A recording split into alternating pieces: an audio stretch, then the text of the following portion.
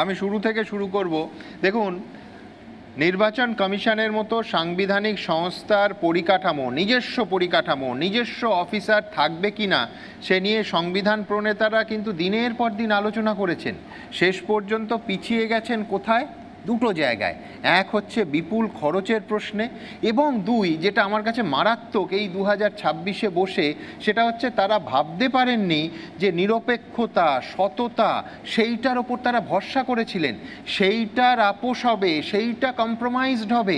এ কথা তাদের স্বপ্নেও বোধহয় যারা সংবিধান প্রণয়ন করেছিলেন তাদের আসেনি। তারা ভাবতে পারেননি যে রিটায়ার করার পর মুহূর্তে একজন মাননীয় বিচারপতি তিনি রাজ্যসভায় পৌঁছে যেতে পারেন। তারা ভাবতে পারেননি যে রিটায়ার করার কয়েকদিনের মধ্যে একজন ডিজিপি তিনি রাজ্যসভায় পৌঁছে যেতে পারেন। তারা ভাবতে পারেননি যে একজন বিচারপতি তিনি সবেমাত্র অবসর নিয়ে শটান এক সপ্তাহের মধ্যে রাজ্যপাল হয়ে যেতে পারেন বা নির্বাচন কমিশনার হয়ে যেতে পারেন। দুর্ভাগ্য, ভারতবর্ষের ইতিহাসে বহুবার এই খারাপ উদাহরণগুলো সৃষ্টি হয়েছে।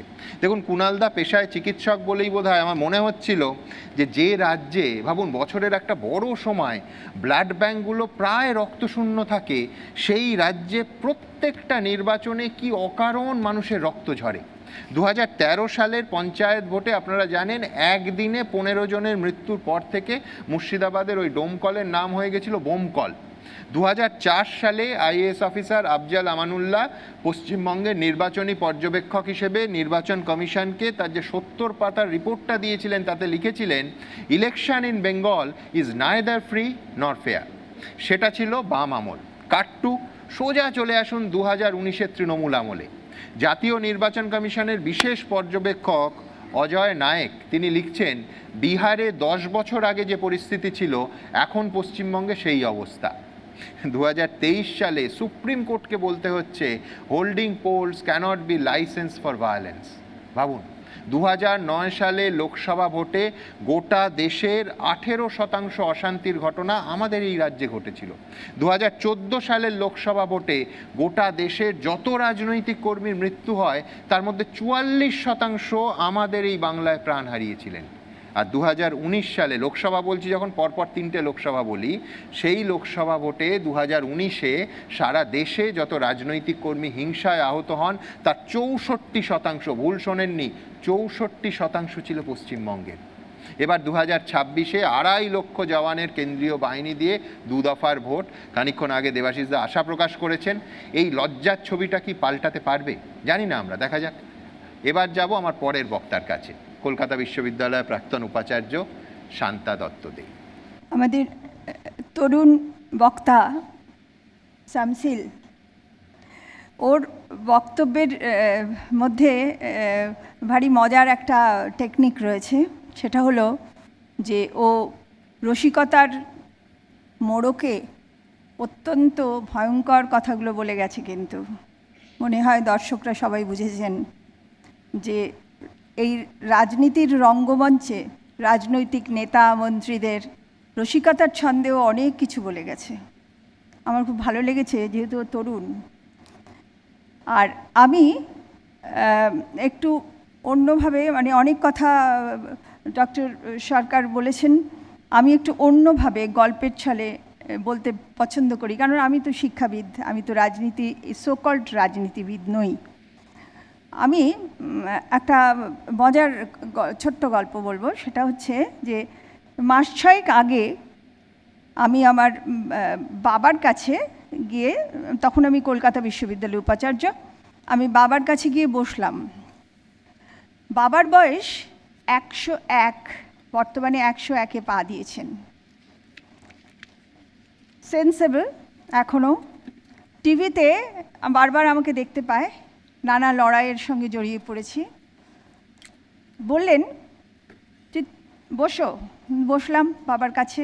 বাবা বললেন, খুব লড়াই করতেছো তাই তো, খুব লড়াই করতেছো।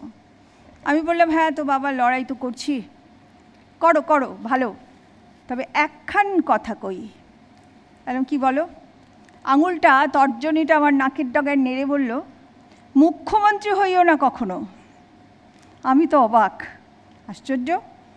সোশ্যাল মিডিয়ায় হয়তো কখনো কখনো এই ধরনের নানা ধরনের কথা বাবার কানে গেছে, কখনো শিক্ষামন্ত্রী, মুখ্যমন্ত্রী কিছুটা কথা সেখান থেকে তুলে আতঙ্কিতভাবে বলে দিলেন, মুখ্যমন্ত্রী হইও না কখনো। একজন সরকারি উচ্চ পদস্থ অফিসার বাবা, অভিজ্ঞতার পাকদণ্ডী বেয়ে বেয়ে আজ বৃদ্ধ থেকে অতি বৃদ্ধে পরিণত। তিনি দেখেছেন ব্রিটিশ শাসিত ভারতবর্ষের শাসন ব্যবস্থা। তিনি নেতাজি সুভাষচন্দ্র বোসের জ্বালাময়ী আগুন জ্বালানো দেশপ্রেমের বক্তৃতা শুনেছেন। তিনি দেখেছেন 1947-এর পরে কংগ্রেসের শাসন, দেখেছেন বাম জামানার 34 বছর, বর্তমানে তৃণমূল শাসন। এই সমগ্র দৃশ্যপাট বাবাকে একটা পাঠ দিয়েছে, সেই পাঠটা হলো আতঙ্ক। সেই জন্যই সে তার মেয়েকে সাবধান করছে। তাহলে দাঁড়ালোটা কি? ভোট নাকি গণতন্ত্রের উৎসব? তা গণতন্ত্রের উৎসব এমন উৎসব যাতে অকারণে রক্তক্ষয়, অকারণে মারামারি, একে অন্যকে দোষারোপ এই চলতেই থাকছে। প্রেক্ষাপটের কোনো পরিবর্তন হয় না, ব্যবস্থার কোনো পরিবর্তন হয় না। গণতন্ত্রের আসল মানেটা কি? গণতন্ত্র হচ্ছে জনগণের দ্বারা পরিচালিত একটা সুষ্ঠু শাসন ব্যবস্থা। আব্রাহাম লিঙ্কন বলেছিলেন, গণতন্ত্র হলো জনগণের দ্বারা জনগণের জন্য পরিচালিত শাসন ব্যবস্থা। তাতে জনগণের যাবতীয় মৌলিক অধিকারগুলো, নাগরিক অধিকারগুলো সুরক্ষিত থাকবে। যেমন সুষ্ঠুভাবে ভোটদানের অধিকার, যেমন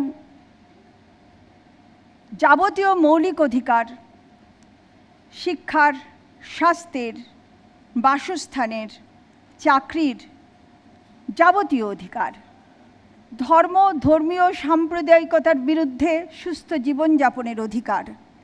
তো এই গণতন্ত্রকে আজও আমাদের দেশে 1947 সালের পর থেকে যদি আমরা দেখে যাই, আজও কি প্রতিষ্ঠিত হয়েছে? হয়নি। বাবা সাহেব আম্বেদকর তার সংবিধানের এই লাইনগুলোই লিখে গিয়েছিলেন।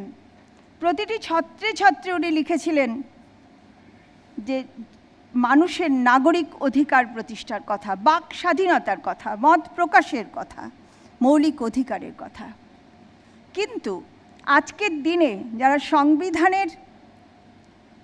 সংবিধানকে শপথ গ্রহণ করেন, সংবিধানকে মেনে নিয়ে সাংবিধানিক রাজনীতি করেন, ভোটে দাঁড়ান, আমি বলবো তারা সবথেকে বেশি অসাংবিধানিক। তারা সংবিধানকে মর্যাদা দেন না। যদি দিতেন তাহলে দেশের এই চেহারাটা হতো না। কিন্তু আমরা দেখতে পাই যে আইনের শাসন ব্যবস্থাটাও কিন্তু রাজনীতির বাইরে আজ আর নেই।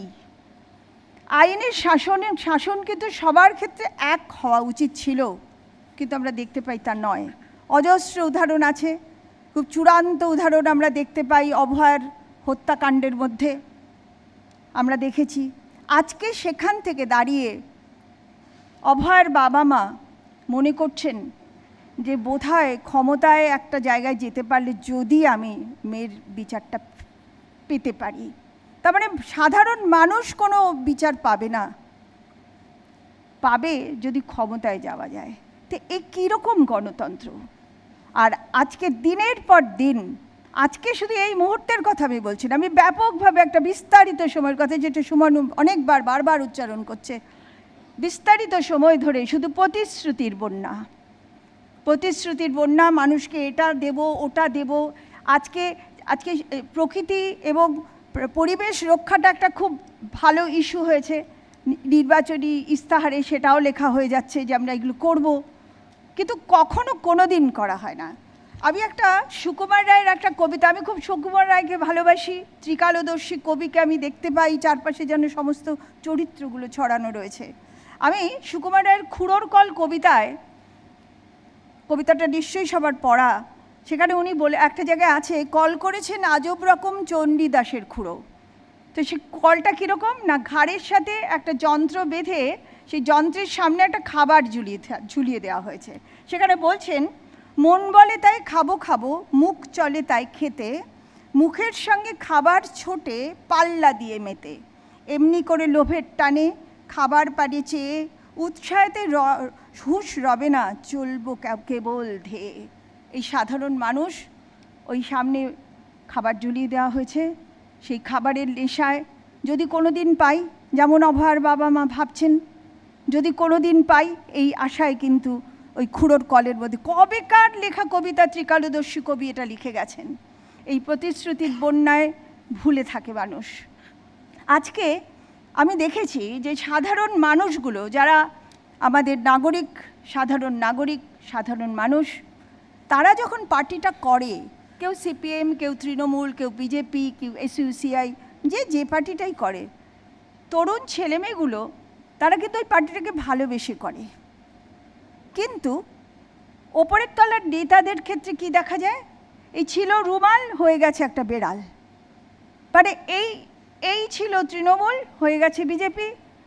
চোখ মেলে তাকাতে তাকাতেই সেই ছোটো ক্যাডার দেখছি, আরে বাপ, একটু আগে শামসিল এই কথাগুলো তার রসিকতার ভেতরে বলেছে।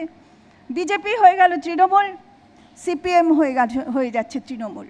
তার মানে এই পার্টিগুলোর ভেতরে আদর্শ বা মতাদর্শ কোনো কিছু আছে? নেই তো। অথচ সাধারণ মানুষগুলো একে অন্যের সাথে মারামারি করে, ঝামেলা করে, নিজেদের মধ্যে হাতাহাতি করে রক্তক্ষয়ী একটা সমস্যা ক্রিয়েট করে রেখেছে। এবং এইটাকেই আনন্দের সঙ্গে এইটাকেই চালিয়ে যাচ্ছে নেতা মন্ত্রীরা। একটাই লক্ষ্য, মানুষের উন্নয়ন তো নয়, ব্যক্তিগত স্বার্থসিদ্ধির জন্য। এই ব্যবস্থাটার একটা ব্যাপক পরিবর্তনের দরকার আছে। আজকে ডক্টর সরকার অনেক কিছু বলেছেন, আজকে ব্যাপক কিছু দরকার আছে, যেটা আমার মনে হয় যে, জানি না, একদিন যদি কোনো সকালে উঠে দেখতে পাই যে দেয়ালের গায়ে একে অন্যকে দোষারোপ করে শুধু ভোটের আগে নানা ধরনের ক্যাপশন লেখা রয়েছে, সেখানে হঠাৎ যদি কেউ লেখে যে এই যে একে অন্যকে দোষারোপ করা, আসলে এগুলোর মধ্যে দিয়ে মানুষের মুক্তি নেই, এগুলো সবটাই সাজানো। আসলে একটা অন্য রকম কোনো সমাজ ব্যবস্থা যদি আমরা ফিরে আনতে পারতাম, যদি দেখতে পেতাম, বেনামেও যদি এরকম একটা ক্যাপশন যদি দেখতে পেতাম। আমি একটা ছোট্ট কবিতা, আমি খুব কবিতা ভালোবাসি, কবিতা একটা বলবো, সেটা হচ্ছে গণতন্ত্র নামে কবিতাটা। পতাকা উঠছে মাথার ওপর, স্বাধীন আমার দেশ, গণতন্ত্রের বুলি আওড়ে এই তো চলছে বেশ। ভাত জোটেনি বলে ওই যে আওয়াজ তুলছে কারা, জোটেনি ভাত তাই বলে কি ধর্ম হবে হারা? পেট ভরে না ধর্ম দিয়ে এসব যারা বলে, গণতন্ত্রের ঠিকানা তাদের ওই গড়াদের তলে। পায়নি আলো ঘরের আধার, বস্তি আমার বাস, শোন হতভাগা ভোট আসছে আর তো একটা মাস। আমার বারবার বলি, কবি সুমনের সেই কথাটা বলবো যে, হাল ছেড়ো না বন্ধু, বরং কণ্ঠ ছাড়ো জোরে, দেখা হবে তোমার আমার অন্য গানের ভোরে। ধন্যবাদ। ধন্যবাদ শান্তাদি। দেখুন, আমি সবথেকে দুর্ভাগ্যের কথাটা দিয়ে শুরু করব। সেটা হচ্ছে, দেখুন, আমি সেই দিনও বলেছি যে অভয়ার মা বাবার সিদ্ধান্ত, তারা আদৌ রাজনীতি করবেন কি না, তারা যদি রাজনীতি করেন কোন রাজনৈতিক দলে যোগ দেবেন, এ তাদের সিদ্ধান্ত। কিন্তু সবথেকে দুর্ভাগ্য কি জানেন, যে তারা মনে করেছেন, অন ক্যামেরা বলেছেন, যে ক্ষমতায় গেলে তবে অভয়ার ওই বীভৎস মৃত্যুর বিচার পাওয়া যাবে। নয় তো নয়। আমি বলছি, ভাবুন, যার ক্ষমতা নেই, যাকে কোনো রাজনৈতিক দল টিকিট দেবে না, বা সামনে কোনো ভোট নেই, তার মানে তার সন্তান বিয়োগ হলেও সে ন্যায় বিচার পাবে না। এই অবিশ্বাস শব্দটা ব্যবহার করেছিলেন একেবারে শুরুতে দেবাশিসদা। আবার আমি ওই শব্দটায় ফিরতে চাচ্ছি। এই অবিশ্বাসটাই যে কোনো সমাজের পক্ষে, হ্যাঁ, সেটা বঙ্গ সমাজ হলেও মারাত্মক। দেখুন, শান্তাদির অতি বড় শত্রুও স্বীকার করবে যে শান্তাদি কলকাতা বিশ্ববিদ্যালয়ের উপাচার্য থাকার সময় তার সংক্ষিপ্ত কর্মজীবনে অন্তত শাসকের চাপের কাছে কোনোদিন নতি স্বীকার করেননি। কিন্তু বিস্ময়কর, আজকের দিনে দাঁড়িয়ে কি জানেন, এবারের ভোটে ভয় না ভক্তিতে আমি জানি না, নাগরিক সমাজের একটা বড় অংশ যেন খোলসের মধ্যে নিজেদের গুটিয়ে নিয়ে সম্পূর্ণ নীরব হয়ে গেছে। কোনো ঘটনার প্রতিবাদেই বঙ্গ সমাজের বিশিষ্টদের আর দেখা যায় না।